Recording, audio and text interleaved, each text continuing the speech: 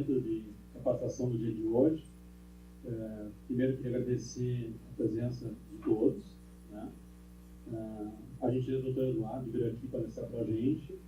Agradecer a Escola da AGU pela parceria, o Colégio de Consultoria e a própria PRF4, né, que fazem um esforço para a gente ter uma capacitação contínua. Bom, apresentar brevemente aqui o nosso palestrante de hoje, o Dr. Eduardo Fernandes. Já foi coordenador-geral da Escola da AGU, vice-diretor substituto também da mesma escola, depois doutorado pela PGF do Rio, já foi subprocurador-geral do INSS, chefe do INSS na capital de Porto Alegre, coordenador e instrutor do GSI junto à Casa Civil da Presidência da República, e também é professor de Direito Previdenciário e de Direito Tributário. Então, como vemos aí, é um colega nosso, da nossa casa, e que tem uma larga experiência tanto na docência quanto na gestão, e por isso o tema é bem oportuno para ser apresentado por ele, porque diz respeito muito à atividade de assessoramento, né, junto aos gestores. Eu acho que é um assunto que está muito é muito necessária a discussão desse assunto atualmente, diante do panorama que está vendo no país aí, de saber esclarecer qual é o grau de culpa, às vezes, numa eventual equívoco cometida na esfera administrativa, as situações de controle, né? A atuação dos órgãos de controle junto aos gestores, como é que a gente deve atuar nessas situações, quando que eventual defesa do gestor ela é cabível ou não, né? Então, parece que realmente é bem oportuno. Bom, sem mais delongas, então passo a palavra ao Dr. Eduardo. Colegas, boa tarde. Eu vou pedir licença aqui para o Dr. Álvaro, mas eu preciso ficar de pé, porque não sou italiano, né, mas gosto de falar mais próximo. Professor de Direito Previdenciário e Tributário ficou na história já, viu? Faz 15 anos que eu me afastei dessa matéria. Não faz 15 anos que eu sigo acordando com o ideal de que vamos poder fazer uma administração mais decente para o nosso país. Tá? Quando a gente fala de administração, muitas vezes a gente passa por um momento. Muitas vezes a gente passa por um momento de negação, né? É como o bêbado que você olha para a cara dele e diz assim, você está bebendo demais. Não, claro que não, eu só bebo socialmente, mas bebe muito. Entendeu? Esse momento de negação é a gente que está dentro da administração, que ganha vida orientando a administração, tá? Procurar cada dia não deixar que a peteca caia, procurar cada dia buscar o real fundamento da nossa existência dentro da administração. Tá? E como alguns dos colegas aqui já me conhecem, né, e isso acaba sendo bom porque todos vão ter condições de compreender o que eu vou falar em seguida. Tá? Qual é a nossa função dentro da administração? Isso aqui é muito mais para chamar a atenção dos colegas, né, a respeito do atual momento que nós vivemos neste cenário de Brasil. Né? Por isso que eu queria perguntar, todos aqui são advogados públicos ou tem algum gestor mesmo aqui? Fundacentro, muito bem, seja bem-vindo no nosso meio. Você é advogado público? Muito bem. Então, ao gestor público, né?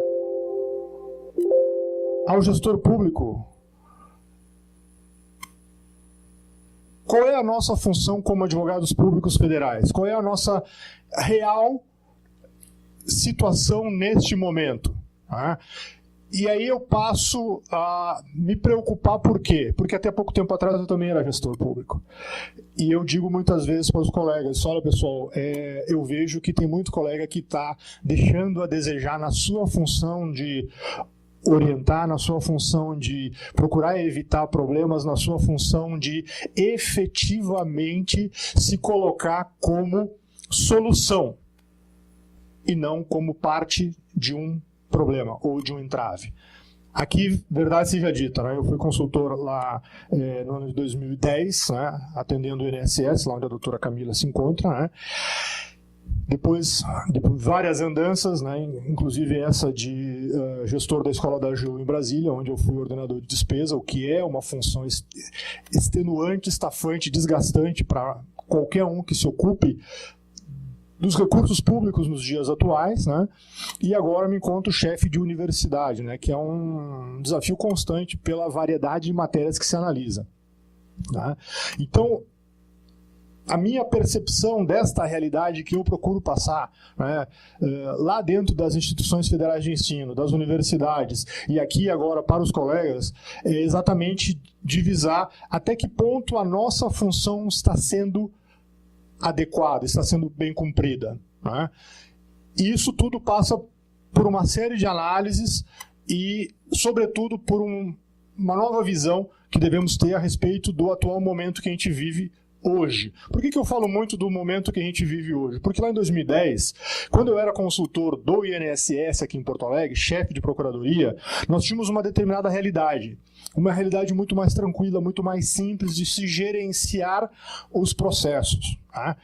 Hoje, em 2019, e muito por conta, eu acredito isso, tá? Eu acredito fielmente nisso, muito por conta dos erros, dos equívocos e dos desmandos que fizeram com que muita gente tivesse que responder e fosse presa lá em Curitiba, nós temos um Estado muito mais preocupado com o controle, muito mais preocupado em achar culpados e responsáveis, mas nós não podemos esquecer que, via de regra, o gestor é uma pessoa decente, uma pessoa que acorda e vai dormir procurando dar o seu melhor, tá? Via de regra também, o cargo que ele ocupa, a representatividade que ele tem perante a administração não sustenta nem de longe os dissabores, os desagrados, a vulnerabilidade que ele passa no exercício dessas atividades. Ok? Atuação estratégica coordenada.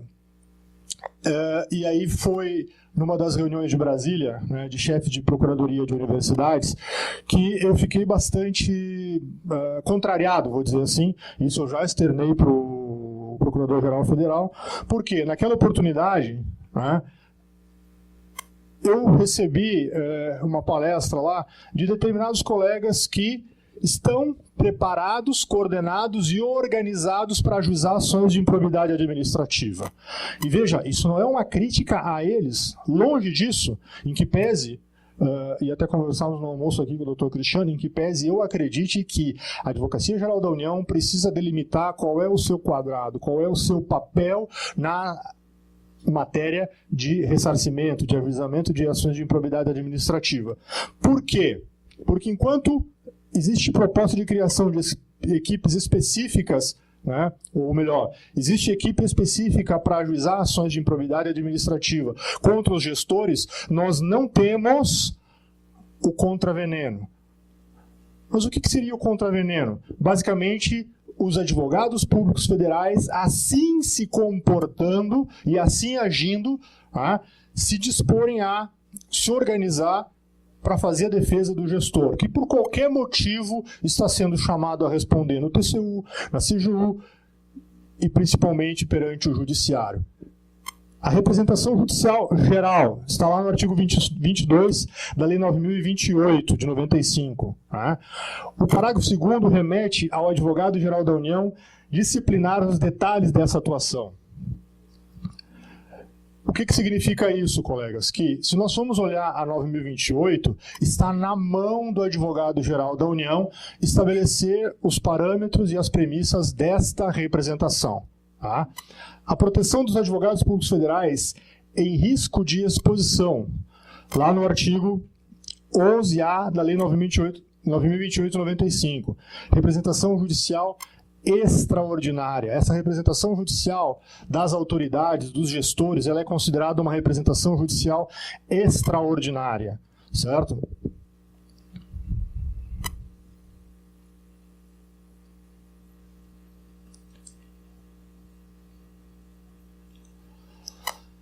A partir disso, né, nós temos que levar em conta sempre o quê? Que o que está sendo feito agora, isso eu falo sempre quando os ânimos se acirram em qualquer ambiente, colegas. Nós vivemos aí um momento histórico de um novo governo, né? Vivemos aí um período muito recente de grandes inovações, porque afinal de contas, quando alguém me pergunta, mas e que conselhos vão ser extintos com esse revogaço, com esse decretaço? Eu disse, calma, a gente ainda não digeriu os decretos anteriores, né? Então calma, vamos sedimentar as coisas, vamos ver o que se pretende e assim por diante, né? Por isso que eu trago aqui alternativas para serem avaliadas, certo? E antes de mais nada, eu prefiro que os senhores me perguntem enquanto eu vou falando, levante a mão, conversem, falem, né? Pelos cabelos brancos que eu tenho na cabeça, vocês já devem imaginar que eu não me entendo de tudo, também não me coloco como detentor de todas as verdades do mundo, né? Senão não teria a menor condição de ser consultor jurídico de uma universidade, né? Para os colegas que chegaram agora, né? Eu sou chefe da Procuradoria da Universidade Federal de Ciências da Saúde, tá? Aqui nem sempre conhecida, né? A fundação, né, a católica, mais remotamente. Né? Então, o que nós trazemos aqui é a busca por uma reflexão crítica. Até que ponto os advogados públicos federais estão realizando essa atividade de defesa, não só institucional, mas de defesa dos gestores enquanto gestores, certo?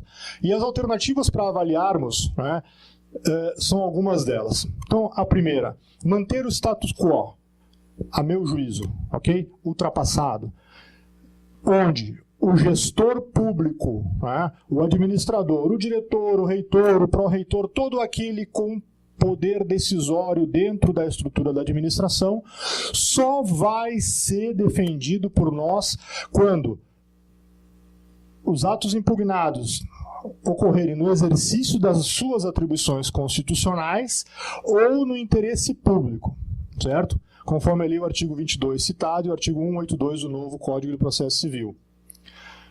Além disso, né, em acordos e transações, lá pelo artigo 1º e 2º da Lei 9469 de 97, e aí nós vamos em seguida fazer um destaque para a evolução dessa redação de 2015. Por que esse é o status quo que nós temos hoje? Né? Porque, em geral, o gestor público se vê abandonado numa situação de dificuldade, certo? Então, conversando com o chefe da Procuradoria da ANAC, um dia desses ele me disse isso, olha, eu fui procurado por um diretor lá da ANAC que me falou o seguinte, o advogado pediu R$300 mil para me defender.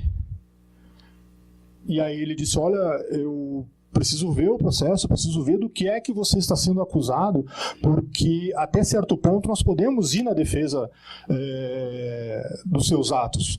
Depois disso a gente não consegue ir porque a nossa estrutura ela também é hierarquizada. E aí o que aconteceu? O gestor, né, o diretor da ANAC, se manifestou pedindo a defesa institucional da Procuradoria-Geral Federal, né, o colega que analisou indeferiu essa defesa, e nisso muitas vezes as pessoas são premidas pelo tempo. Isso é uma verdade, né? Porque eu já tive caso em Rio Grande, onde o Ministério Público ficou 6 meses fazendo o levantamento da reforma do Porto de Rio Grande, 6 meses, com engenheiros ambientais, com técnicos, IBAMA, né? 6 meses fazendo o levantamento daquela ação civil pública, e aí o juiz me deu 72 horas para me manifestar. De que jeito? Um processo de R$2 bilhões, preparado por 6 meses pelo Ministério Público, para impugnar ato do IBAMA. Não consegue fazer. Então, quando o gestor se vê premido por essa realidade de ter que despender dinheiro do bolso, de ter que convencer o seu próprio órgão de consultoria de que aqueles atos que foram realizados, muitas vezes, parênteses aqui, né, verdade seja dita, esses atos não foram realizados por aquele gestor. Foram realizados por quem o antecedeu, ou por uma outra unidade administrativa que muitas vezes foi aglutinada numa outra unidade maior. O gestor se vê numa situação de desamparo, de desespero, de desalento. E é justamente isso que a gente não quer. Por quê? Porque a manutenção do atual status quo que nós temos, né, coloca os advogados numa realidade que não condiz com aquela que a gente espera nos dias atuais, certo? Então, manter o status quo é uma das alternativas a avaliar.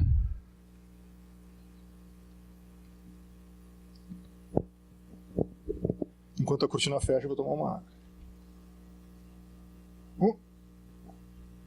Eu ainda não aprendi qual é o que vai e qual é o que vem.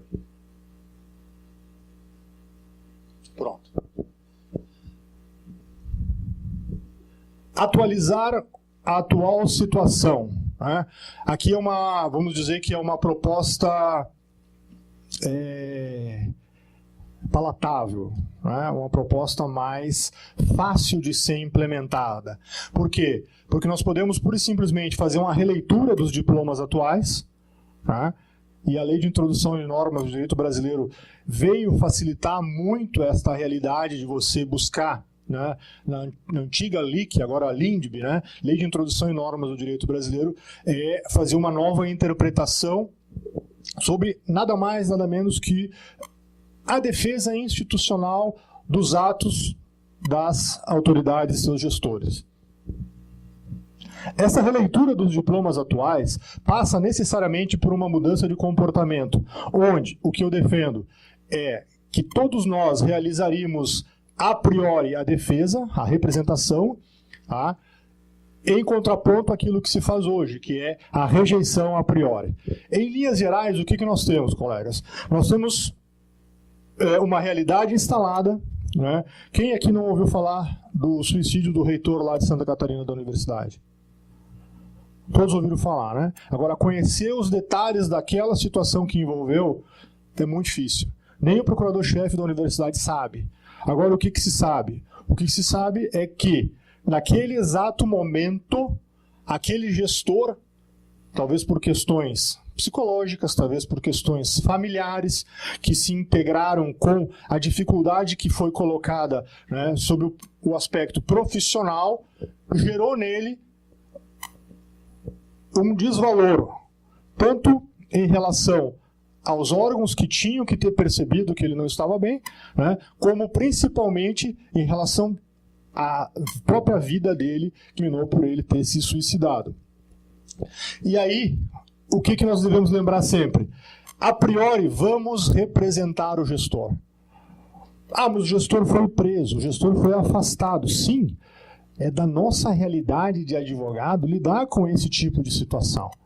Também é da realidade da Polícia Federal exercer o seu munus com as cautelas devidas. Ou do próprio Ministério Público. Nós não devemos, sob hipótese alguma, né, lançar a crítica pura e simplesmente pela crítica. A nossa função de advogado muitas vezes nos coloca numa situação difícil, onde muitas vezes a sociedade não vai compreender por que é que o gestor X foi afastado, por que é que tem uma investigação Y e assim por diante. Da mesma forma que nós não compreendemos por que é que o reitor lá de Santa Catarina se suicidou. Agora, ato contínuo, né? E aqui não vai nem um juízo de valor a respeito do que aconteceu. Ato contínuo, né?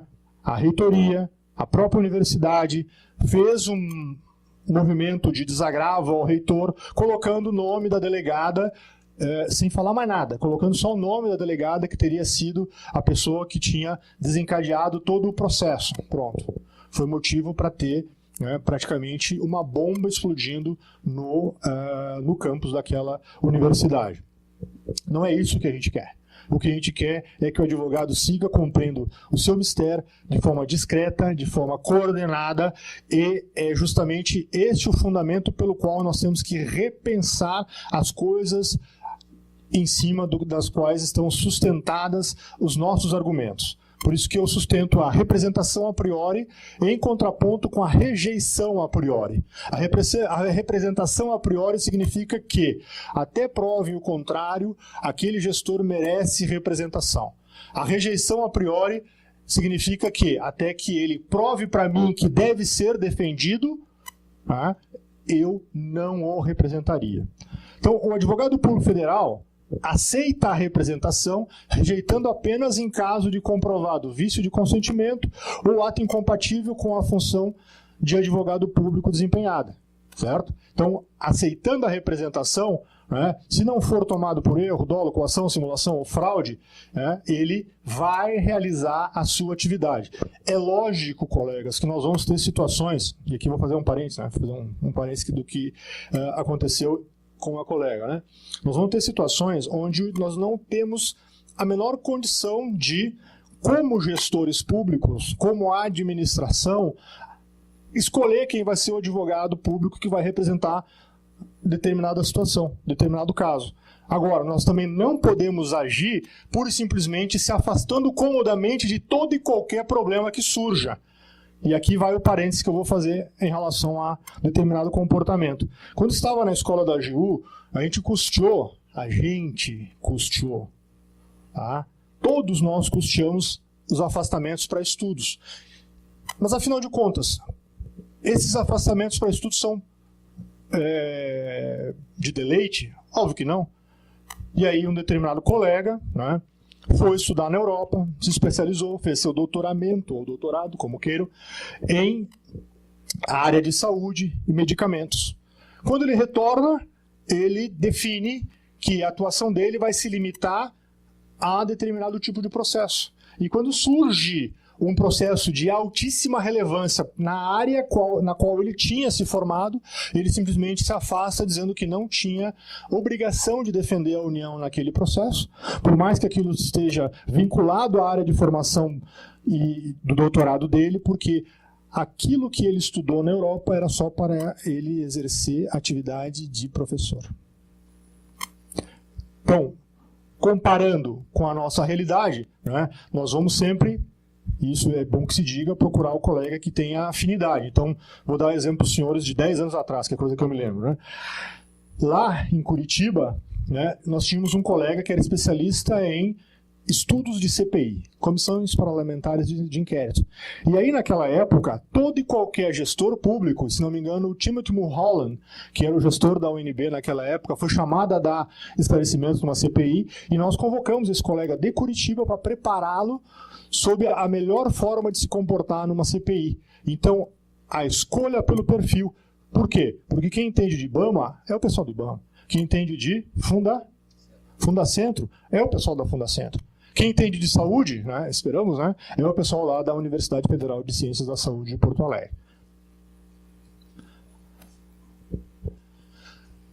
O passo além, né, o passo mais de vanguarda, né, o passo mais evoluído seria a representação incondicional. Essa representação incondicional, ela diz que as autoridades administrativas serão representadas sempre. Isso é difícil? Sim, isso é difícil. Mas é difícil por quê? Porque muitas vezes o advogado não tem todas as informações que precisaria do seu cliente.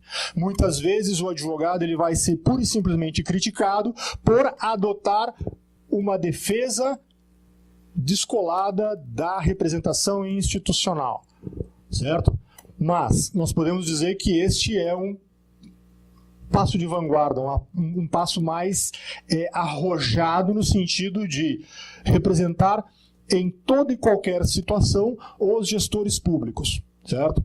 Se os senhores me perguntassem qual das 3 alternativas lhe parece a mais adequada, para mim, hoje, né, seria ficar entre a segunda e a terceira, abandonar por completo a primeira, que é a que nós temos hoje. Ok?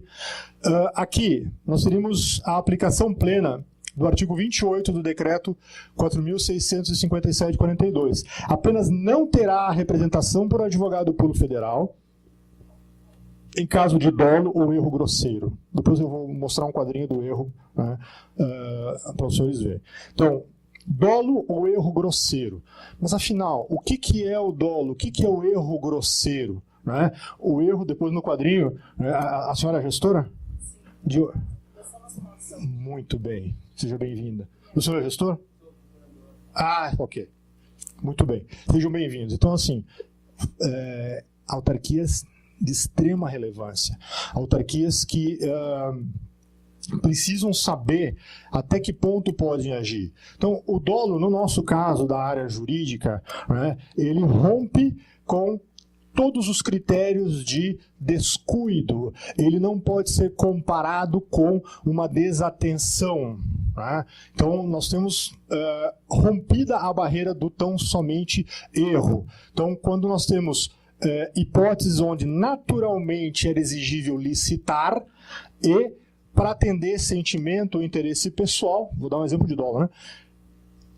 Sentimento ou interesse pessoal, o gestor resolve fazer uma contratação direta, sem explicar o porquê, sem justificar, né? E depois isso fica devidamente estabelecido que devia ter licitado. É um dos exemplos mais simples, mais tranquilos que nós temos. Por quê? A regra geral é licite. Né? Se não quer licitar, quer fazer dispensa, esclareça por que vai enquadrar em dispensa. Se não é caso de dispensa, é caso de inexigibilidade, explique por que é que se enquadra como inexigibilidade. Então nós temos aí caso de dolo, onde fica comprovada a má-fé, né? A disposição livre e consciente de dilapidar o patrimônio público ou as instituições assim representadas.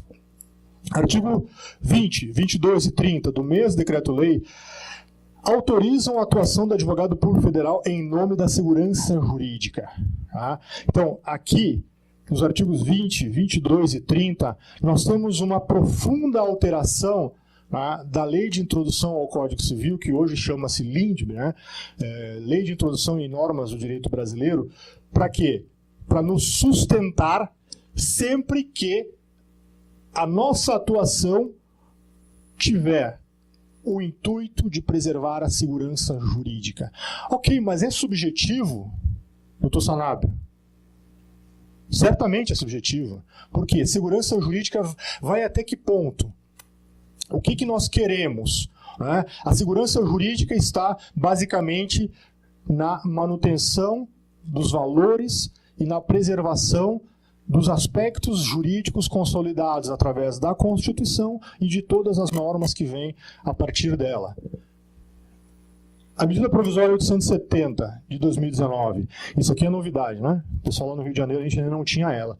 Então, a medida provisória 870 altera a Lei 11.473, dizendo o seguinte, e aqui é para o pessoal da segurança pública.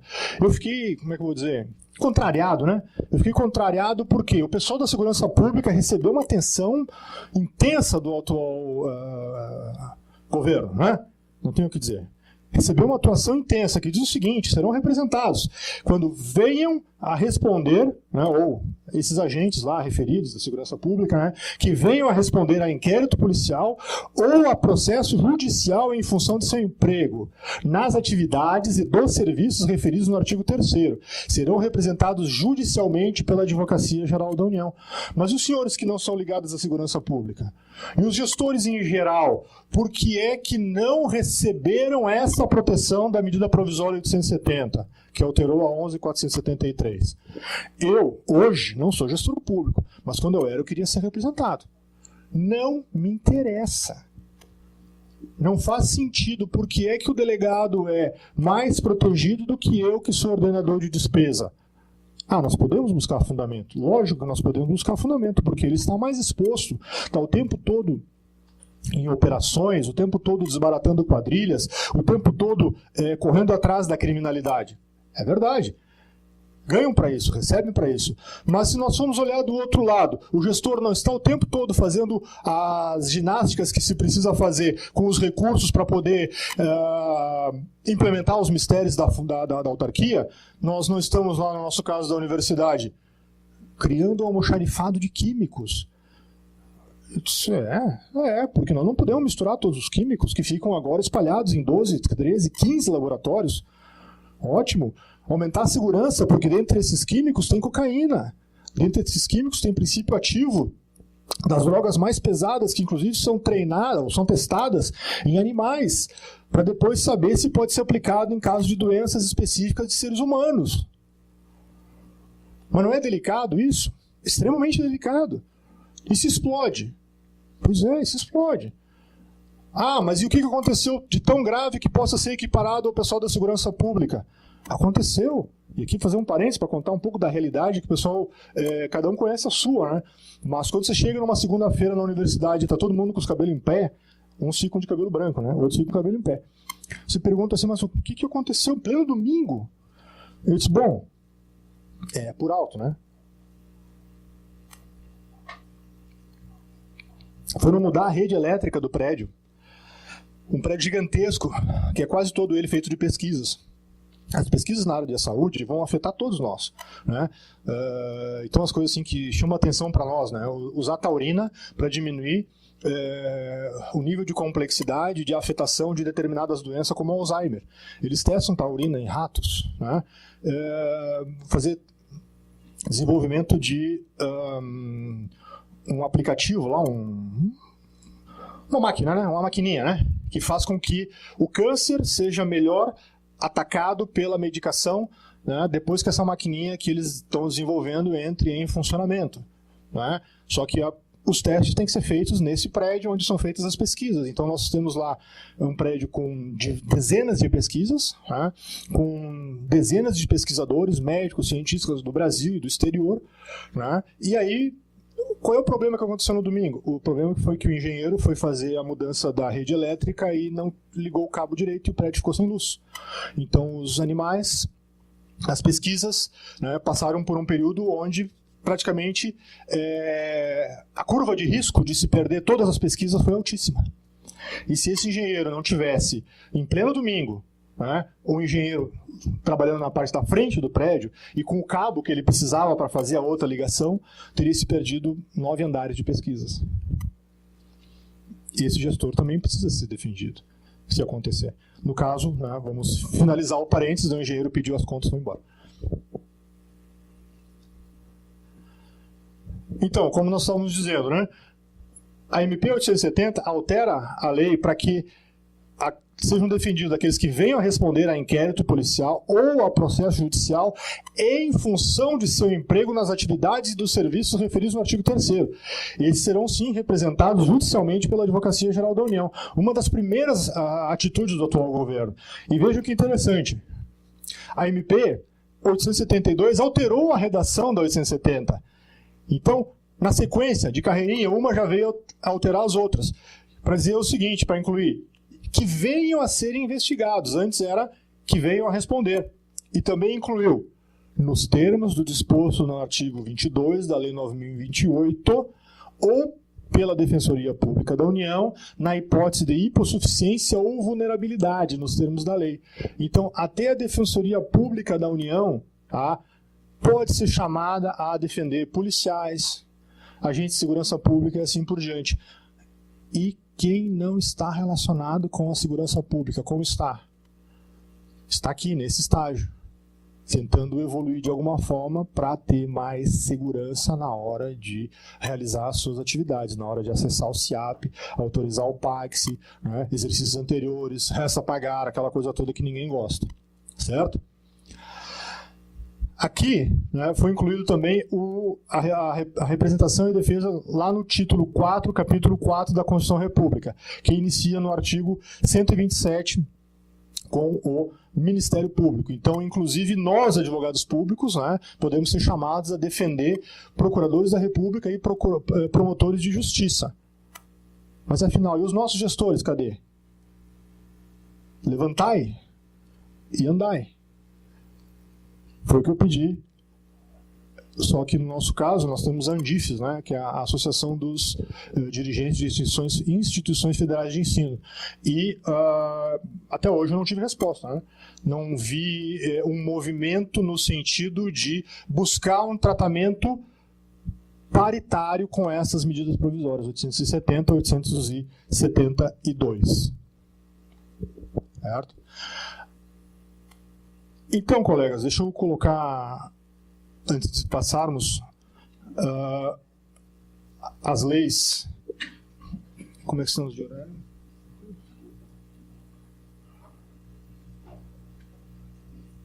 Vamos botar a tabela de erro primeiro. Vejam, deixa eu fazer um parênteses aqui para vocês. Tá? Essa tabela de erro, certo? Essa tabela de erro né? É algo que se criou e está sendo trabalhado nesse instante. Então, se o Darcione, se o Rubem, né, se os colegas em geral tiverem uma avaliação a respeito dela, pode trazer e exteriorizar agora. Por que eu digo isso? Porque, da mesma forma que eu falei no início, a gente não é dono da verdade. E você fazer as análises jurídicas, elas muitas vezes frutificam na hora do debate. Frutificam, sobretudo, quando o colega não pensa igual a você. Tá? Então, aqui nós temos o quê? A tabela do erro. Né? Essa tabela do erro, inclusive, o bom, né, é que o Tribunal de Contas já está usando ela. Tá? O Tribunal de Contas da União, segundo eu soube, já está usando ela. Então, nós temos uma coluna, a gradação do erro, a pessoa que seria capaz de perceber o erro e o efeito sobre a válida, ou se substância, sobre se é válida ou se é substancial o erro que vai ser avaliado. Tá?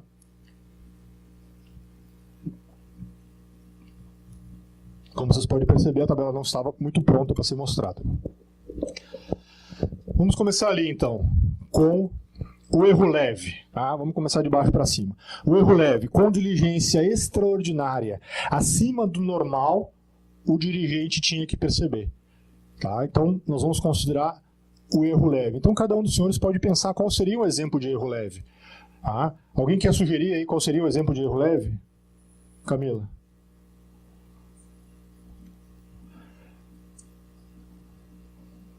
Doutora, erro leve, o que a senhora sugere? Para a gente analisar. Não acabou bem, por exemplo, um roteiro de viagem, ou alguma coisa assim, o servidor acabou levando vantagem. Não acompanhou direito o roteiro de viagem e o servidor acabou ganhando mais diários do que devia. Pode acontecer. Diligência extraordinária para você ter condição, porque em geral você confia que o servidor, quando sai para viajar, ele vai efetivamente realizar aquela viagem. Nós fizemos diferente nós procuramos, é que assim, tudo que eu vejo aqui é quando isso já está tudo passado, ou seja, já ocorreu. Lá no FUNAS a gente tenta evitar que isso ocorra, entende? Então assim, quando chega para mim eu já estou sabendo, porque eu já fui lá na engenharia, já conversei com o chefe da engenharia, nós já fizemos o roteiro de viagem, eu já acompanhei, já entendi o roteiro dele. Quando chega para mim, eu já sei, entende? Então, assim, para evitar que chegue nessa situação. Ótimo. Então,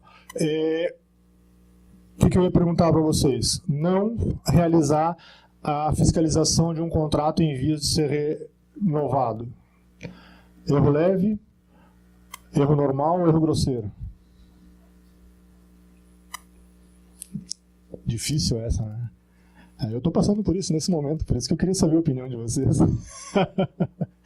Se você tem um contrato, o gestor tem que fiscalizar e não fiscaliza. Né? Vamos dar um exemplo aí bem distante da nossa realidade, né, Rubem? Um contrato de restaurante. Né? Nada acontece de errado no restaurante. Né? E aí chega para ser renovado aquele contrato, são 80 análises que o fiscal tem que fazer. E aí ele esquece justamente de fazer uma das análises mais específicas, mais importantes, que é checar a validade das conexões de gás. Aquilo que podia parecer erro leve, vejam, é uma tabela transcendente. Tá? Porque o erro, com uma diligência normal, o fiscal tinha que ter identificado. Ah, mas não explodiu nada. Ainda bem. Ótimo que não explodiu nada. Quando eu sentava naquela sala ali na cristaleira, na parte de trás tinha uma gambiarra no botijão de gás que eu tirei foto e mandei para Deus e todo mundo, porque se explodisse, tá, eu já tinha feito todos os registros possíveis, porque a mangueira estava vencida há uns 20 anos, né, e o registro era preso por um prendedor de roupa. A senhora queria falar alguma coisa? Então, o erro, né, sem qualificação, porque é o erro. Com uma diligência normal, a gente poderia tê-lo superado. E o erro grosseiro? Com uma diligência abaixo do normal, a gente poderia tê-lo identificado ou superado. Né? O que isso nos diz, colegas? Que as gradações do erro, elas são muito mais relacionadas à pessoa sobre o qual será imputado esse erro, do que propriamente aos eventuais reflexos ou fundamentos da sua própria existência. Porque o que eles estão avaliando? E essa aqui é uma tabela tirada de um desses estudos, né? Eles estão avaliando se o gestor, né, se a pessoa supostamente imputada teria condições de superar aquela situação que o colocou, né, nesta tabelinha, digamos assim, de graduação dos erros.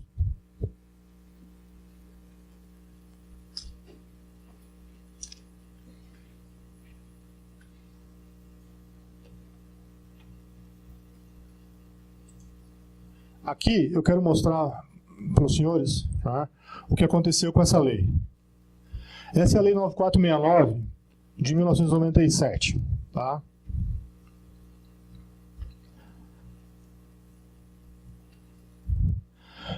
Por que eu escolhi essa lei para a gente conversar rapidamente? Né?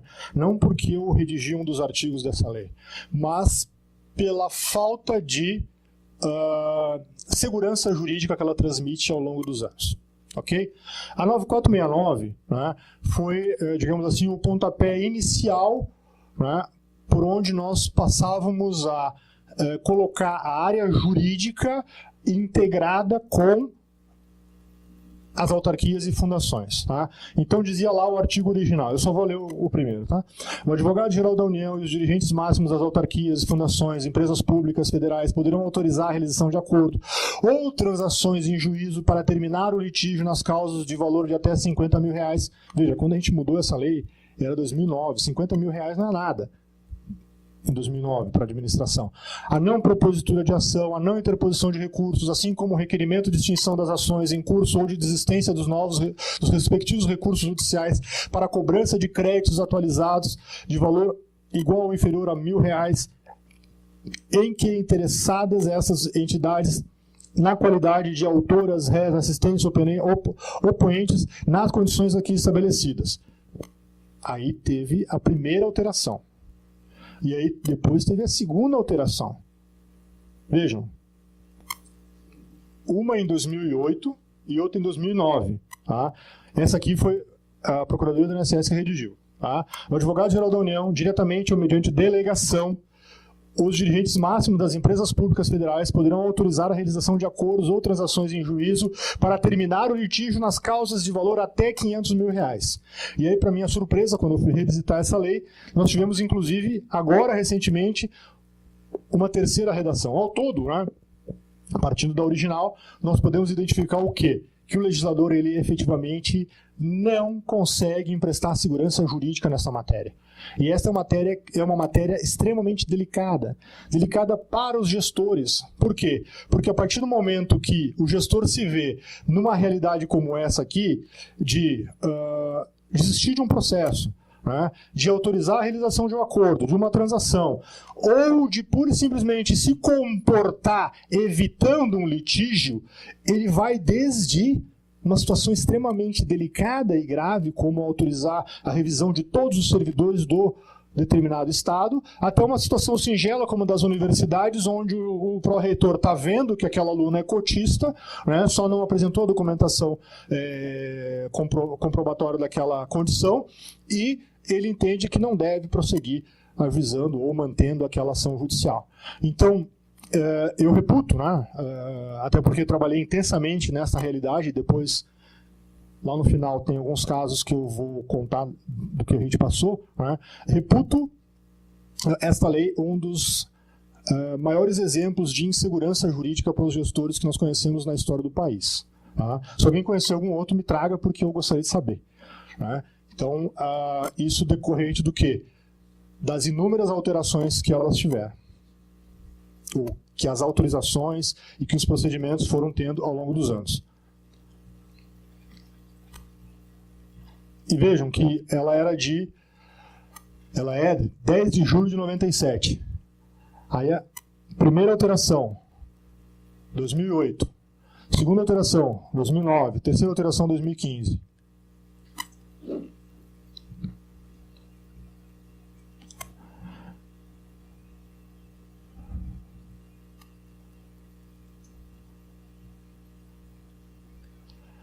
Esse artigo 22 da 9.028, tá? Eu acho importante que os colegas relembrem, ainda que rapidamente. Por quê? Porque ele diz o seguinte, né? A Advocacia Geral da União e os seus órgãos vinculados. Tá? Aqui vai um pequeno parênteses, porque o atual advogado-geral da União estava na escola da AGU quando eu assumi lá. E foi uma das pessoas com as quais eu conversei, dizendo para ele claramente o seguinte: os gestores precisam ser melhor atendidos. Os gestores não precisam mais de órgãos censores, de reprimendas, de buscas incessantes pelos furos eventualmente cometidos. Nós hoje temos uma estrutura toda ela voltada no sentido de trabalhar o contencioso, de trabalhar o consultivo e um núcleo de colegas que se ocupa diuturnamente de ajuizar ações de improbidade. Mas nós não temos uma organização, um grupo articulado sobre as formas de prevenir os ajuizamentos e de atender os gestores quando eles venham a acontecer. Fica aqui, tá, o meu pedido para que, inclusive, cada um dos senhores, sempre que se verem nessa situação, busquem, né, avançar no sentido daquilo que nós estamos conversando hoje. Então, artigo 22, a Advocacia Geral da União e os seus órgãos vinculados. Órgãos vinculados, para quem não sabe, para quem não tem muita familiaridade, né, é a Procuradoria-Geral Federal, tá? Para o que interessa aqui. Nas respectivas áreas de atuação, ficam autorizados a representar judicialmente os titulares dos membros dos poderes da República, nas instituições federais referidas no título 4, capítulo 4 da Constituição, que foi aquele que eu falei no PowerPoint lá, começa no artigo 127 do Ministério Público, bem como os titulares dos ministérios e demais órgãos da Presidência da República, de autarquias e fundações públicas federais, de cargos de natureza especial, de direção, assessoramentos superiores e daqueles efetivos, inclusive promovendo ação penal privada ou representando o Ministério Público quando vítimas de crime, quanto a atos praticados no exercício das suas atribuições constitucionais, legais ou regulamentares, no interesse público, especialmente da União, suas respectivas autarquias e fundações, ou das instituições mencionadas, podendo ainda, quanto aos mesmos atos, impetrar habeas corpus, mandado de segurança em defesa dos agentes públicos de que trata esse artigo. Então o artigo ficou gigante, né? Praticamente uma carta. Só que qual é o grande problema desse artigo? É que ele estabelece uma série de condicionantes que coloca hoje, né, os colegas numa situação de rejeição da ideia. Então nós temos que reconhecer que hoje existe uma natural rejeição à ideia. Mas por quê, colegas? Primeiro, por conta daquilo que eu expliquei antes. Tá? Em geral, nós estamos mais preparados para o contencioso, para o consultivo ou para trabalhar em determinados grupos organizados. E nós não estamos nos preparando, né, para especificamente realizar a defesa dos gestores públicos que nós temos. Segundo, a partir desse artigo 22... a regulamentação ficou conforme aquele status quo atual que eu exemplifiquei para os senhores. Então, aquele status quo que nós temos hoje, né, limita a atuação do gestor, representado por nós, apenas quando realizar os atos no exercício das suas atribuições constitucionais, legais ou regulamentares. Só que tem um detalhe: isso nem sempre fica visível no início do processo. Nem sempre há prazo ou tempo suficiente para que as pessoas consigam extrair toda essa informação no início do processo. Por isso que, hoje em dia, segundo a Lei de Introdução a Normas do Direito Brasileiro, é preferível começar a realizar a defesa da autoridade mesmo sem ter a completa convicção de que as atividades foram realizadas no estrito cumprimento do dever legal, constitucional e assim por diante. Certo? Mas e como é que vai ficar lá na frente se chegar à conclusão de que não deveria ter representado? Vamos testar o método. É delicado? É difícil? Sim, é delicado, é difícil. Mas, fazendo a análise específica de quando acontece uma denúncia, de quando começa o processo, de quando você tem uma determinada realidade instalada, de observância ou não observância das normas da lei, a gente consegue saber de forma bastante tranquila se aquele gestor está em erro, está em dolo, cometeu erro grosseiro ou assim por diante. Caso o gestor, pedindo o acompanhamento, pedindo a defesa, faltar com a verdade, aí nós temos um outro problema, que não vai ser o problema da defesa pura e simples. Em regra, o advogado ele deve se comportar mais como advogado, tá? E menos como um servidor em geral. Principalmente estando lado a lado do gestor e compreendendo esta realidade.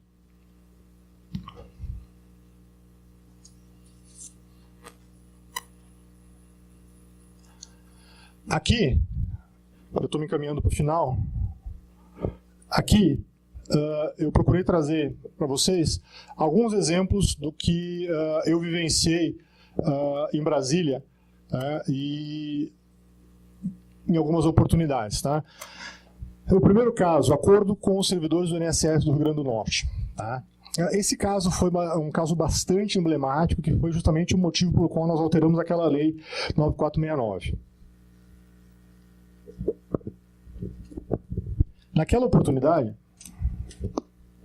obrigado, Álvaro. Naquela oportunidade, o que nós tínhamos? Nós tínhamos um presidente do INSS recém-assumido, um presidente do INSS que não tinha a real dimensão do tamanho da autarquia.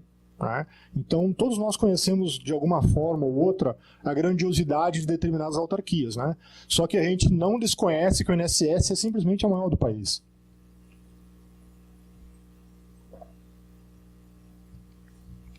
E esse presidente do INSS assumiu com o ímpeto de resolver os problemas. Não há como tirar o mérito da iniciativa, mas sim da forma com que ela foi resolvida. E aí o que aconteceu? Os servidores de determinado estado do Brasil, né, vendo que ele estava com essa boa vontade, foram atrás do presidente do INSS. E aí o presidente do INSS consultou o procurador-chefe do INSS. Naquela oportunidade, o que se pretendia? Colocar os servidores do INSS numa realidade que fosse compatível com os demais servidores do resto do país. Por quê? Porque havia sido aberta a oportunidade de reenquadramento dessas carreiras de previdência social, inclusive com a opção de 40 horas ou 30 horas, dependendo do interesse do servidor, e com redução salarial para 30 horas. E esses servidores do INSS, porque tinham ganhos, digamos assim, históricos insustentáveis, né? Existia um altíssimo percentual de servidores que ganhavam no teto ou próximo do teto, do teto do serviço público lá no INSS.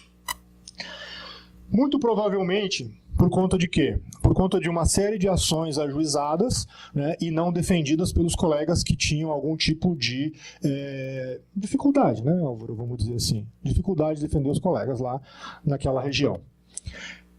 Então foi que o presidente do INSS chamou o procurador-geral do INSS e naquela oportunidade eles entenderam por bem fazer um acordo de determinadas verbas antigas que esses servidores entendiam que tinham direito. E foi feito esse acordo, aproximadamente 24, 27 milhões de reais, isso lá em 2009, final de 2008, e foi assinado esse acordo, não deu muita mídia, em geral as pessoas não fazem mídia em cima desse tipo de resultado, porém, a situação toda foi o seguinte, se não me engano, era um atrasado que era o INPC de março de 90, se não me engano, que ia ser pago. O que aconteceu naquela oportunidade? O presidente do INSS foi exonerado, toda a diretoria do INSS foi exonerada e nós chegamos em Brasília. Só que nós não chegamos em Brasília para revirar o passado e procurar furo dos colegas. Nós chegamos em Brasília para assumir a gestão da procuradoria, quando a gente viu que veio da PGU, que é a que defende a administração direta, uma informação de que, a respeito do mesmo direito que estava sendo acordado, existia um recurso extraordinário admitido no Supremo Tribunal Federal sobre o mesmo direito onde eles estavam fazendo acordo. E aí, nós tivemos toda a situação de defende ou não defende o presidente do INSS, de que forma defende, como faz ou como não faz, e uma das determinações que veio do Ministério foi alterar a Lei 9469 para que o presidente do INSS não fosse mais autorizado a agir de forma tão impetuosa, vamos dizer assim. Tá?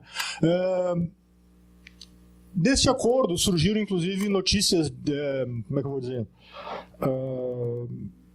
Notícias de que houve muita dificuldade para desfazer o acordo, né? Inclusive teve uma situação, né? Que na época o Gregório Alves, filho do presidente do Senado, né? E ele chamou o COP, que era o advogado-geral da União, chamou o procurador-geral da INSS também do gabinete para tirarem todos uma foto, porque era interesse do Garibaldi, da dinastia Alves Filho, que fosse feito esse acordo lá no Rio Grande do Norte. Só que a INSS não queria pagar, porque entre eles firmarem um acordo e saiu a autorização de partes, mudou o diretor de RH e o diretor de RH não ia assinar esse acordo. O resultado foi que tiveram que voltar atrás, né, e o Poder Judiciário foi chamado para fazer a anulação desse grande acordo lá em Brasília, e os dois colegas, o procurador e o subprocurador-geral da INSS, responderam à PAID por conta dessa orientação descuidada, né, que não viu que tinha um recurso extraordinário recebido, admitido no Supremo Tribunal Federal pelo mesmo motivo, certo? TAC de Campinas e o acordo com o período de prova. Né? Por que eu falo de acordo aqui nessas duas situações aqui? Porque acordos, colegas, né, para nós da advocacia pública, né, e para os gestores, pode não estar na ordem do dia, mas é um momento de grande dificuldade, de grande insegurança, muitas vezes por conta de que de um lado você tem o judiciário ou o Ministério Público te forçando ou te pressionando a fazer um acordo, do outro lado você tem um interessado que pode ser uma contratada, pode ser um servidor, e nem sempre você vai conseguir resolver a coisa a contento. Tá? Esse termo de ajustamento de conduta de Campinas, né, fui eu que coordenei, e a região de Campinas ali era muito conflagrada a deficiência de atendimento do INSS. Né? Aqui em Porto Alegre também era. Tá? Eu nem sei que fim levaram as ações civis públicas daqui de Porto Alegre, né, que uma delas eu vim despachar aqui com a Procuradora da República, porque o INSS recebeu a determinação de que deferisse ou indeferisse, ou de que analisasse os processos de benefícios previdenciários em no máximo 30 dias. Tá? Aí eu peguei um avião lá de Brasília e vim para Porto Alegre para explicar para a Procuradora e para o juiz que o INSS podia analisar todos em 24 horas, era só indeferir. Mas não era isso que se queria. E foi esse o motivo lá para Campinas, Bauru, Jaú, toda aquela região. Né? Então, para os colegas que não sabem, Campinas, né, é um pouquinho maior que Porto Alegre, talvez, em termos de demanda. Né? Porque não é só Campinas, a gerência de Campinas pega outras ali perto. E existia uma multa aplicada de 48 milhões de reais por conta da falta de atendimento. Tá? E pior que a multa, o que podia ter? Um inquérito envolvendo 16 colegas, né, do INSS, sendo um procurador federal, conhecido meu, né, por fraude processual. Tá? Por quê? Teriam apresentado documentação nos autos que não condizia com a realidade. E vejam que nós estamos aí falando muito mais proximamente de dolo. Né? Apresentou para o juiz um documento dizendo que estava atendendo a contento, quando na verdade não estava.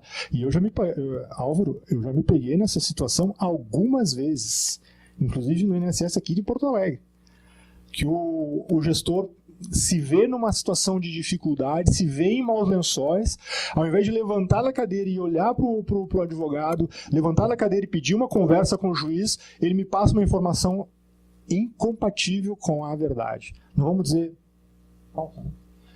A situação incompatível com a verdade foi o que gerou esse TAC de Campinas. Nós passamos por um período de prova de 2 anos, por quê? Porque o gerente executivo de Campinas emitia relatórios de atendimento da população, e esses relatórios de atendimento da população e deferimentos, indeferimentos e análise de benefícios não condiziam com a verdade. Até que o juiz determinou que uma força-tarefa entrasse dentro da agência para fazer a avaliação dos relatórios que estavam nos computadores, porque aqueles que ele mandava eram de papel. E aí eu me envolvi nessa situação de procurar reduzir essa multa, né, e nós conseguimos reduzir ela a 0. Passamos por um período de prova de 2 anos. Tá? A situação foi tão grave na Campinas que o gerente executivo simulou o suicídio. Só para ter uma ideia. Tá? Como é que você sabe que ele simulou? Porque todo mundo sabia que era uma simulação, mas isso não me dizia a respeito. E aí foi que, na quinta-feira, tá, antes de eu ir para a audiência, que seria numa terça-feira de manhã, na quinta-feira, tá, eu me lembro bem, eu não tinha recebido os relatórios verídicos ainda de como é que estava a situação do atendimento em Campinas. Tá? Então, eu cheguei ao ponto de ir até o presidente do INSS e falar disso, olha, se os relatórios de atendimento, que é sobre onde incide essa multa, não chegarem, tá, o que eu vou ter que fazer? Eu vou ter que oficiar, vou ter que peticionar o juiz dizendo que a diretoria de benefícios previdenciários do INSS ainda hoje não forneceu os relatórios com a fidelidade que se espera, motivo pelo qual a audiência vai ter que ser cancelada. Tá? E aí, pasmem os senhores, a audiência foi alterada o horário para as 15 horas da tarde, a pedido do INSS. Né? Eu cheguei em Campinas às 10 horas da manhã e o INSS não tinha nada preparado, não tinha sequer um ofício. Eu tive que sentar com o gerente e explicar para ele o que é que ele precisava fazer, porque ele estava numa situação de pânico tão grande que ele não conseguia sequer se dirigir ao juiz e reconhecer que errou. Certo? Para finalizar a história, o INSS passou por um período de prova de 2 anos, apresentando os relatórios e viabilizando que emissários do Ministério Público comparecessem em loco na agência, porque tinham essa desconfiança, né, e a pena de multa foi simplesmente zerada. Certo?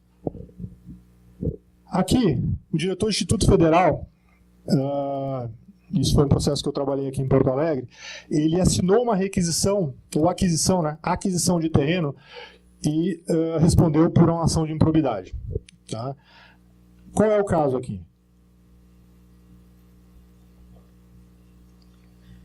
O Ministério Público dessa localidade, né, pegou uma avaliação, né, que ele mesmo fez. O Ministério Público, para os seus secretários de diligência e companhia, foram lá e fizeram a avaliação do determinado terreno. Certo? E aí o Ministério Público, com aquele, né, tradicional ímpeto, né, ajuizou uma ação de improbidade contra o gestor dessa instituição federal. Perdeu em primeiro grau. Por quê? Porque o Ministério Público avaliou uma gleba inteira, quando na verdade o Instituto Federal adquiriu uma parcela desta gleba. Só que não se convenceu. Ele disse que mesmo assim o valor estava acima do valor de mercado. Veio para o tribunal, perdeu de 3-0.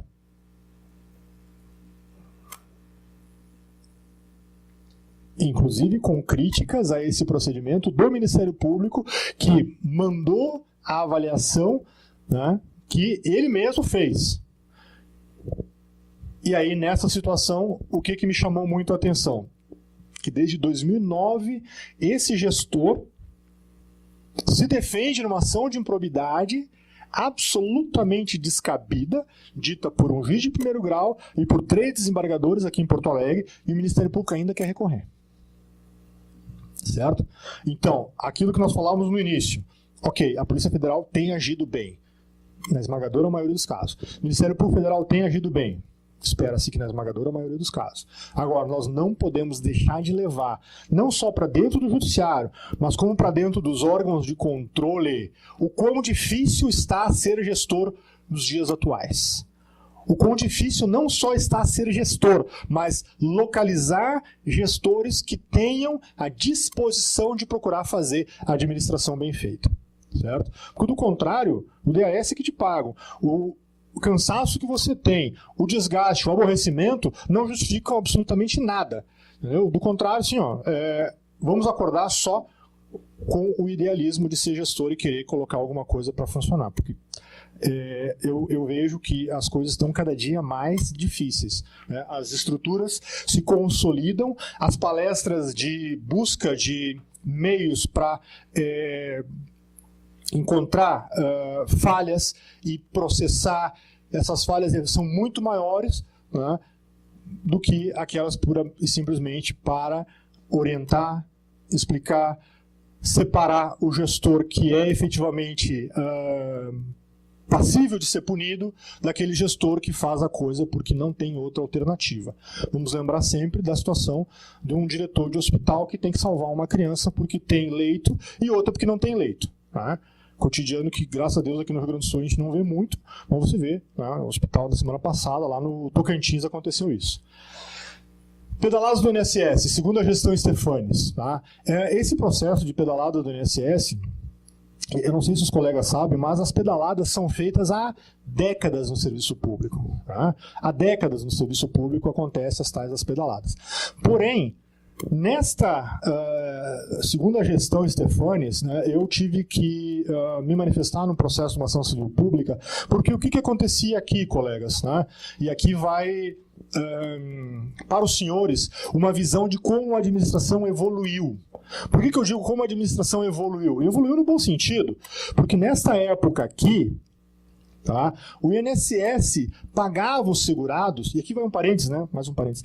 Eu não sei se os colegas sabem, inclusive os colegas que estão no INSS, né? Mas a questão de 15 anos atrás, nenhuma agência bancária queria segurado no seu interior. Porque os segurados eram praticamente uns mendigos, eram uns maltrapilhos. E aí o que aconteceu? Através de um estudo de 1 ano e meio, a Procuradoria do INSS, depois de uma recomendação do TCU, conseguiu fazer leilão da folha do INSS. Quem sabia do leilão da folha aqui? Vocês estão dentro do INSS. Tá? Muito atentos. Esta folha foi leiloada por consórcios de bancos e hoje, para cada benefício novo deferido, as agências, ou melhor, os bancos, pagam para que esses segurados recebam através de determinados bancos. Foi o primeiro leilão de folha do país. Mas voltando às pedaladas do INSS, o INSS pagava através do Banco do Brasil. Né? Praticamente todos os segurados do INSS recebiam pelo Banco do Brasil. Em um determinado momento, o INSS ficou sem caixa. Não tinha para pagar. E o Banco do Brasil emprestou. Por 1 mês, 2 meses, 5 meses, 18 meses. O Banco do Brasil emprestava, o INSS ressarcia. O Banco do Brasil emprestava, o INSS ressarcia. Só que isso era naquela época daquela inflaçãozinha baixa, 1990, 89, e o Banco do Brasil foi guardando aquela capitalização da folha do INSS para apresentar a fatura num dado momento. Né? E aí foi que o INSS não quis pagar. Certo? O INSS não quis pagar, mesmo sabendo que 15 dias, 17 dias, 19 dias, o Banco do Brasil pagava e o INSS ressarcia. E aí eu tive que fazer análise desse processo, né, que foi uma ação civil pública ajuizada por um cidadão chamado Toffoli e Arlindo Quinalha, né, contra o Reinaldo Stefanes, né, que é uma ação civil pública ou uma ação popular, acho que era uma ACP mesmo. E decidir se o INSS tinha ou não de interesse de participar, né, no polo ativo ou no polo passivo desse processo.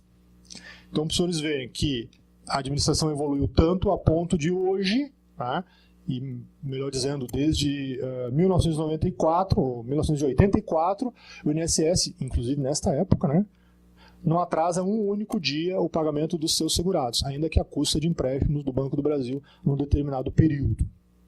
E, por fim, o caso que me afetou mais diretamente, né, o caso Fiesp de 2016 e a gestão até então correta.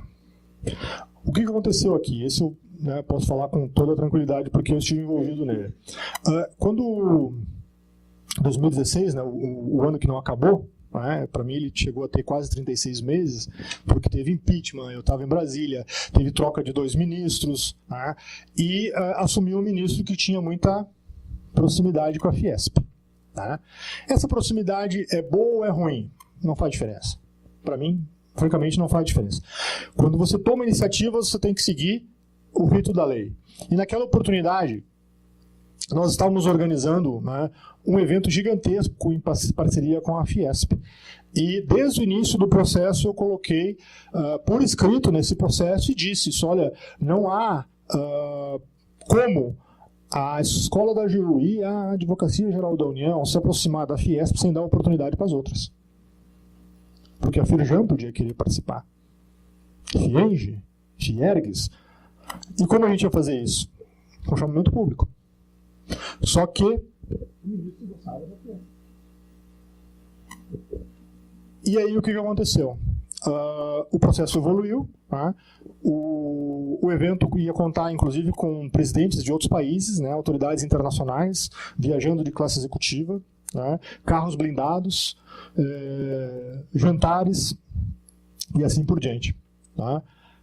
Fato é que o ministro daquela época foi exonerado e veio uma outra ministra. Tá? E o processo simplesmente foi relevado para uma consultoria que ficou 30 dias sendo realizada. Né?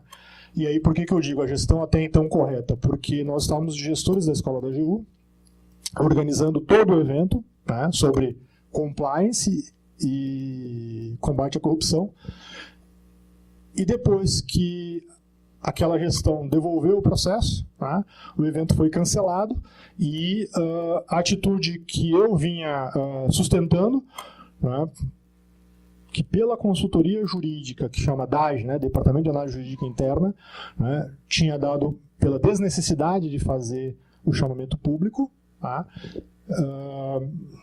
a consultoria que analisou por fim, né, já na nova gestão, disse que esta aproximação com a Fiesp tangenciava a criminalidade. Isso, bom, pelo menos eu botei nos autos que tinha que fazer o chamamento público. Diferentemente dos outros que queriam fazer a aproximação com a Fiesp, independentemente de qualquer tipo de procedimento licitatório, de seguir as regras de conduta da boa administração que a gente conhece. E aí foi um aprendizado, né? Porque pelo menos eu não precisei aprovar passagem nenhuma, pagar nada, e estou aqui ainda hoje com as contas aprovadas. Frases de efeito. Para os colegas lembrarem, né? Eu tenho um negócio de passar aqui, mas não estou usando. Uma sentença de improcedência não reconstrói a honestidade e a decência. Se alguém disse, não sei, mas até onde eu sei foi eu que inventei essa. Por que eu falo isso, colegas? Porque muitas vezes a gente olha para alguém e diz assim, cidadão, responder a PAD é um direito seu. Ok, né? Responder a PAD é um direito seu. Agora, vai responder para você ver como é que é. Vai ter o teu procedimento questionado só porque mudou a gestão para você ver como é que é. Entendeu? Então, a sentença de improcedência não reconstrói a honestidade e a decência, porque o simples fato de você ter uma sentença de improcedência, os exemplos estão aí para a gente colecionar, né? Vou lembrar recentemente daquele juiz que viralizou numa das redes sociais que espinafrou a testemunha, né? Vocês viram esse juiz aí que teve um ataque, uma coisa assim, né? Pois é, eu ouvi falar que aquela testemunha teve um infarto, né? E lá em Rio Grande eu tive o caso de um servidor do INSS que infartou e morreu depois que recebeu uma carraspana de um juiz por escrito. Entendeu? Os órgãos públicos agem e são personificados pela gestão, pelos gestores e pela indissociável relação entre eles quando buscam o bem comum através da concretização do seu mistério institucional. E aqui eu diria mais, os órgãos públicos agem e são personificados pela gestão com amparo na área jurídica que devem prestar as melhores condições de segurança para que o gestor realize o seu trabalho, certo? Vamos ver se acerta. Os gestores de bem necessitam ser defendidos mais do que atacados, compreendidos mais do que acusados. E era isso que eu queria dizer para os senhores. Pela atenção, muito obrigado.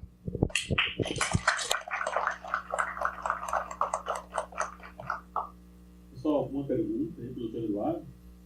Ponderação?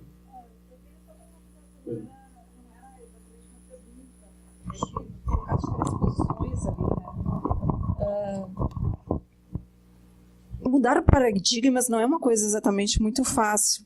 E nós, no Brasil, nós estamos passando por uma mudança. Nós estamos forçando uma mudança. Só que, antes de mais nada, nós temos que mudar nossas mentalidades. Eu acho que cada um de nós, eu sou gestora pública, mas eu estou encapsulada lá no meu cantinho, vocês estão no cantinho de vocês. Eu acho que a gente tem que conversar mais.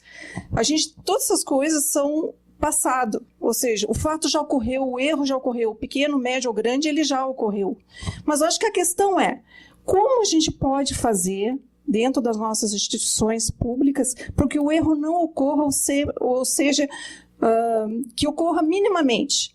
Que ele não, que tu erre porque nós somos humanos e a gente tem 95% de acerto e a gente erra por 5% das vezes. Como é que a gente pode diminuir isso? Eu acho que isso é uma coisa que a gente deveria refletir, pensar, articular, tá? E mais do que isso, conscientizar as pessoas. O que eu vejo, o que eu sinto na minha área, é que as pessoas, os gestores públicos, os procuradores, são muito afastados, e os órgãos de controle são tudo afastados um do outro, como se não tivesse a mesma missão de proteger o erário público, de proteger o que é público e devolver para a sociedade o que ela merece. Então, assim, eu acho que nós temos que buscar os valores que estão perdidos. Valores. Porque as pessoas estão há anos usando o poder público.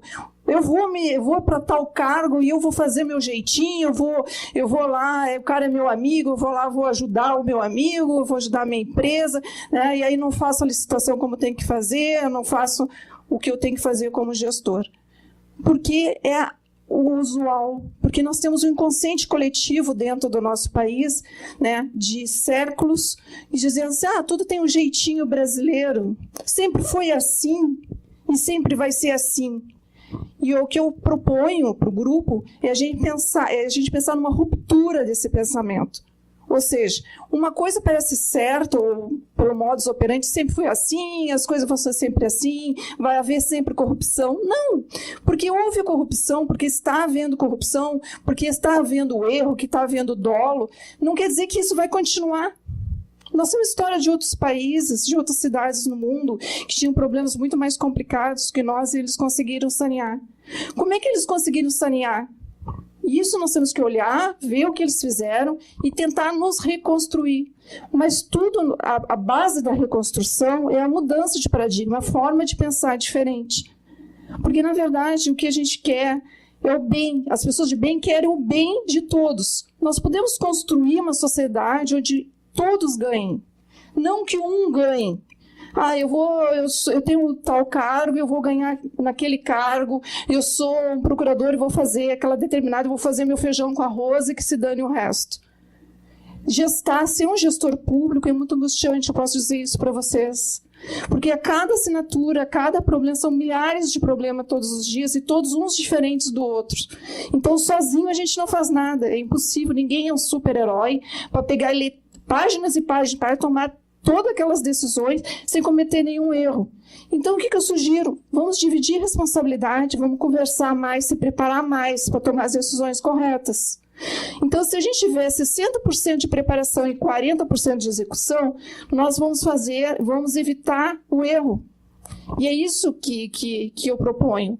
Antes de tomar uma decisão importante em determinado órgão público, vamos conversar com o procurador, vamos conversar com o técnico, vamos criar uma comissão, vamos discutir exaustivamente assim, o objetivo, as metas e os possíveis resultados e problemas que podem ocorrer. Fazer uma análise de risco. É dinheiro público, gente. Se a gente conseguir fazer isso, se a gente conseguir mudar essa mentalidade, eu acho que o trabalho aqui dos procuradores vai ser muito menor. Vai haver menos processos, porque vai haver menos erros. Menos gente se matando e tendo uma sociedade angustiante. Então, assim, como é que começa a mudar isso? Voltamos de novo ao princípio, mudar a nossa mentalidade. Então, assim, quando o gestor assume, ele traz consigo toda a experiência dele, seja ele em qual área que for. Mas não tem nenhum órgão que chega e diz assim, olha, vamos reunir os gestores públicos lá e vamos fazer um cursinho rápido de 4 horas aqui, como a gente está fazendo agora. Olha, vamos conversar sobre isso, sobre aquilo, sobre aquele outro, sobre a importância, não sei o quê, não sei o quê. Não! As pessoas vão lá, eles sentam na cadeira com a sua historicidade, com os seus valores morais e éticos e tomam decisões que vão afetar milhões de pessoas. O que eu estou propondo é que a gente consiga enxergar isso, que a gente consiga, de repente, criar um sistema para qualificar essas pessoas, para dizer para elas, sabem, juridicamente as suas responsabilidades, mas elas não visualizam isso, e isso é diferente. Quando se assume um cargo público, a gente está investido dentro de uma figura jurídica que não tem personalidade e no qual a gente tem muita responsabilidade. Então, como é que a gente faz para a gente conseguir fazer uma administração correta? A gente procura mais informação, a gente divide informação, a gente pede ajuda, a gente trabalha junto com o procurador, a gente trabalha junto com os órgãos de controle, a gente procura planejar melhor. Mas nem todos os gestores sabem fazer isso, porque eles não foram instruídos para isso, porque o nosso sistema não diz que tem que ser assim.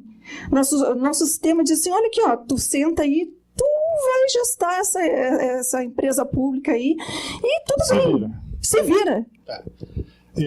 Sim, como não foi uma pergunta, né, só vou complementar fazendo um comentário.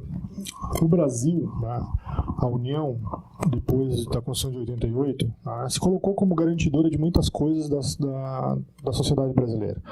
Saúde, segurança, educação, infraestrutura, previdência.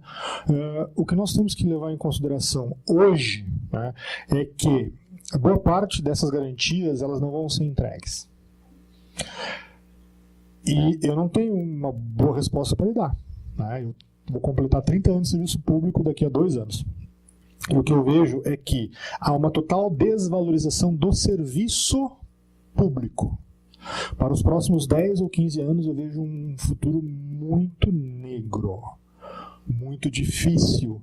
Sobretudo por quê? Porque a sociedade não compreende que você leva 1 ano para analisar um processo previdenciário, que você não consegue, muitas vezes, fazer uma reforma por conta de N questões, que a hora que precisa entregar uma política pública que está gestada, que está regulamentada, falta orçamento porque o orçamento foi para um canto. A sociedade está cada dia mais reivindicante, os direitos estão lá um pedestal praticamente inatingíveis, e isso que a senhora falou é muito próximo daquilo que a gente vê. Né? Nós somos todos abduzidos pelo nosso expediente. Você chega de manhã é um problema, você chega outro é um problema, você chega aqui é um prazo, você chega ali é um mandado de segurança, você chega aqui é uma liminar. Quando você olha para o juiz, você tem vontade de fazer o quê? Qualquer coisa. Não é? Então, essas conversas aqui, né, elas têm muito mais o sentido de buscar a melhor coesão no nosso âmbito local e regional e encontrar medidas plausíveis para o quê? Para que a gente siga o melhor caminho de uma linearidade, o melhor caminho de encontrar as soluções dentro daquilo que nós podemos consensualmente conversar. Fora isso, nós não vamos conseguir nos projetar, digamos assim, para soluções de macroabrangência, de largo espectro, assim por diante.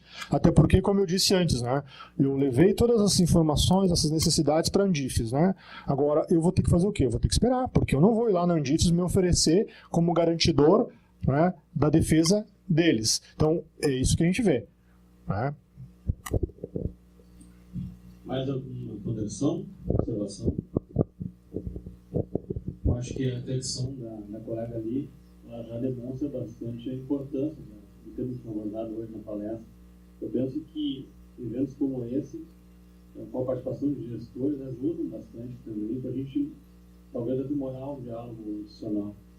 De outra banda, acho que a Justiça Pública também tem que repensar um pouco, talvez, a forma de atuar, colocar um pouco no lugar do gestor, porque eu imagino, realmente assumir um cargo de gestão é muito difícil, né? É muita responsabilidade, insegurança, está sujeito a todo tipo de crítica, de eventual processo, algum controle, né, sobre as atividades. Então, não deve ser muito fácil dormir à noite sendo gestor, atualmente. Eu acho que a Justiça Pública também tem que ter ciência disso, assim, e tentar, da melhor maneira, oferecer segurança na atuação. Tudo em prol do interesse público para aprimorar cada vez a atividade, né? E a execução das políticas públicas. Bom, desejo boa tarde a todos, agradeço a presença e também, uma vez agradeço ao doutor Eduardo pela palestra. Desculpe.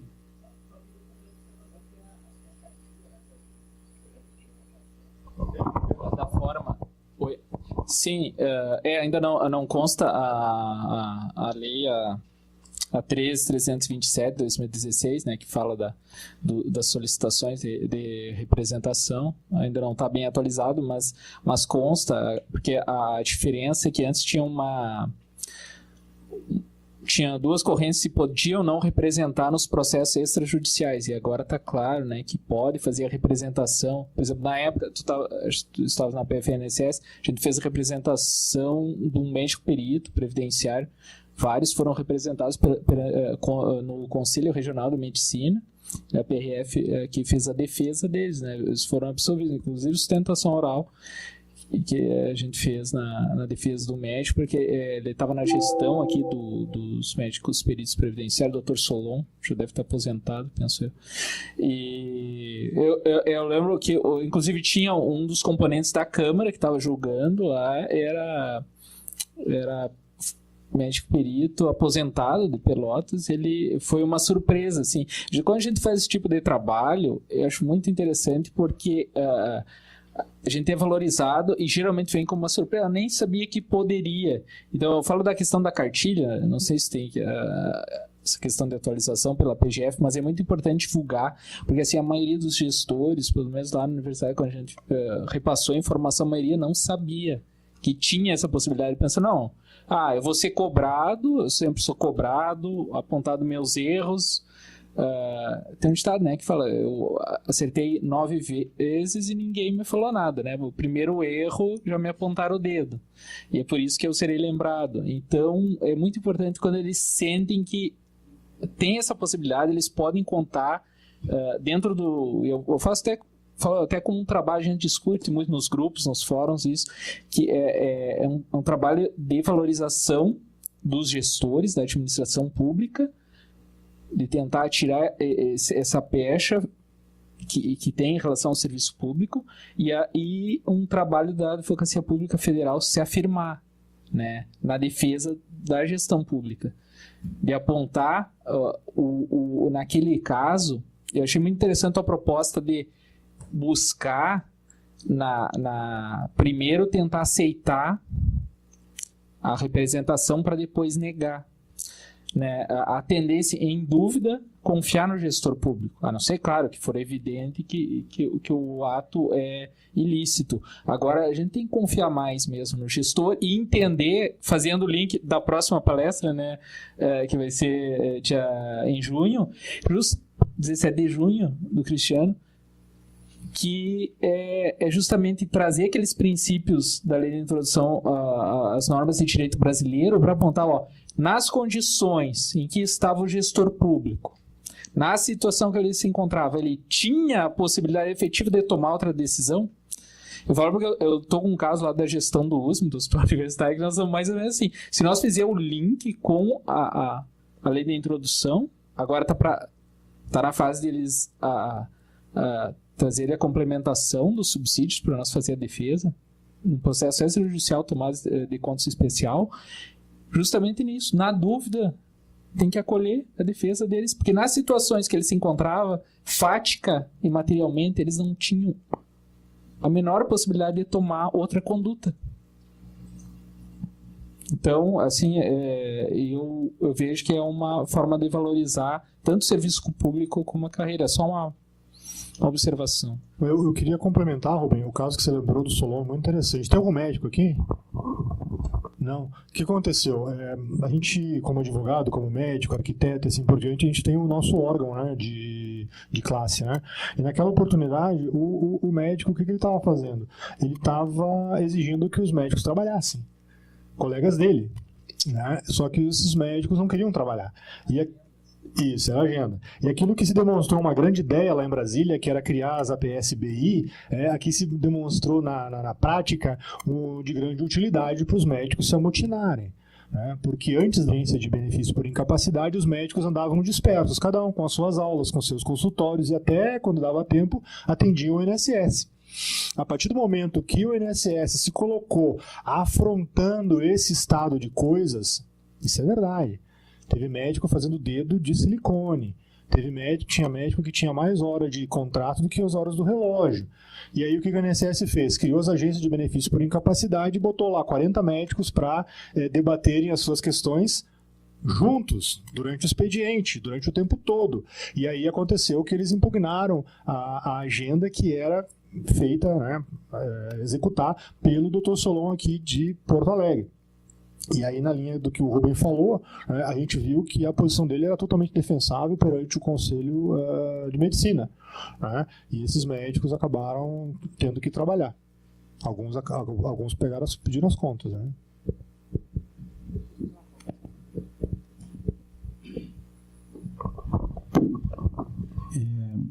Eu acho que esse tema, quando foi proposto, achei ele muito interessante, porque eu acredito até que deveria ser debatido nos cursos de formação do que a gente recebe da Procuradoria Federal. Eu acho que o procurador, quando ele entra na carreira, ele já tem que ter uma noção do que a gente está conversando aqui, para que quando ele chegue na sua unidade, ele não seja pego de surpresa e vai ler a cartilha, né? Como disse o Rubem, pela primeira vez. Uma situação que até para a gente ficar alerta é que a própria representação judicial dos servidores e dos agentes públicos, ela não é de conhecimento do próprio judiciário.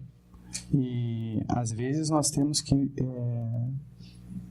demonstrar a legalidade dela. Nós temos situações, não uma, mas algumas, em que o Ministério Público e o próprio juiz não aceita a representação judicial dos agentes públicos, porque ele, juiz, ele, promotor que está acusando o agente público, entende que não tem o interesse público.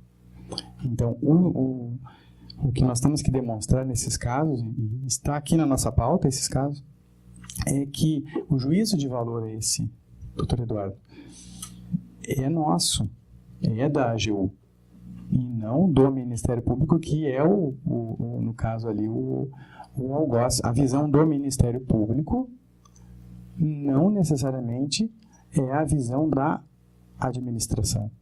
Aliás, eles não são convergentes. Então, parabenizando a apresentação, eu já faço a propaganda do nosso próximo evento, né, dia 17 de junho, todos convidados para um evento com vários expositores aí para discutir, além de introdução às normas do direito brasileiro, e convidamos a todos os gestores para que venham aqui debater essa legislação. Só complementando o que o colega Rubem falou, a cartilha está disponível no site da AGU, é facilmente acessível. Se botar no Google cartilha AGU, defesa dos servidores, acho que aparece já. Representação dos servidores. E assim, não é só para os gestores, né? Mas também deixar bem claro, qualquer servidor da sua atuação pode pedir aí o auxílio da AGU na defesa eventual, se for necessário. Então agora, mais alguma observação, pessoal? Em que momento, doutor Eduardo, a AGU pode representar gestores? Só na esfera judicial ou na administrativa ela se vai? Só na judicial, né? Uhum.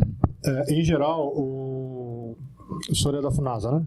Não, da Fundacentro. Fundacentro. FUNASA e Fundacentro, ok. Em geral, o que acontece, né?